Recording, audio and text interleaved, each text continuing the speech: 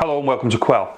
Now, as you know, if you follow this channel, that we spend a lot of time looking at staff safety, and public disorder has branched into a lot of that now because of the shops, the bars and hotels that our clients, we've had to engage with them over the past 48, now coming into 72 hours because of the damage that's been inflicted.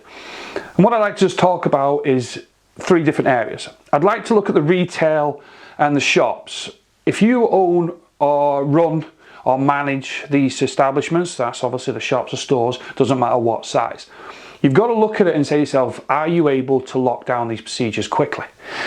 But also safely. I don't mean by throwing customers out and etc, etc. I'm on about if you notice a disturbance, if you notice a problem, you start to hear noises obviously of public disorder and people running around, you've got to learn, or shall we say, look at it and go, how do I get my customers out safely? Or hold them if you have to, because you want to keep them safe.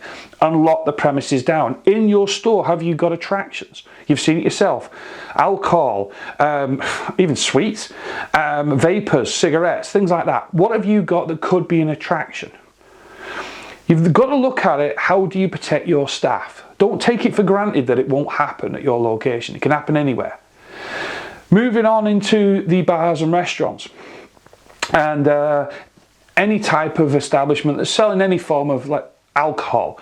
Have you thought about this? Have you again noticed the same? How do you protect staff? Do you make sure that the tables are clear? Keep the glass away from the outside, because that's what a lot of them are grabbing. They're grabbing items, I've seen it in the cities there, and using the bottles and the tables and the chairs as weapons against the police. So what can you actually do? Do you have to change it and sell just for an afternoon if it is over that, if to make safe? Do you have to sell plastic cups? How can you slow the process down of people seeing your establishment as an attractive place to grab stuff or acting appropriately? Because that's what they'll do. Alcohol, you know yourself, you're not stupid, that's where that can be an attraction.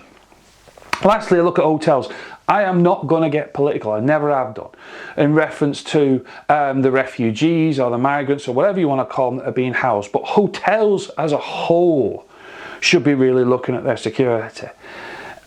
I'm sorry, I understand and I see that hotels want to be friendly, they want to be open, they want to be supplying a service, but you also can be an attraction sometimes. And it only takes one person to say something derogative on social media about a hotel, saying migrants or whatever are housed there, and then everyone runs. You've seen yourself. Misinformation is part of the world I work within, where I hear rumours, accusations, things like that. So if I was you and I was running a hotel, I'd be doing a proper assessment, saying, right, okay, how can we have a safe lockdown? How can we secure these premises? How can we protect our guests or whoever you are housing?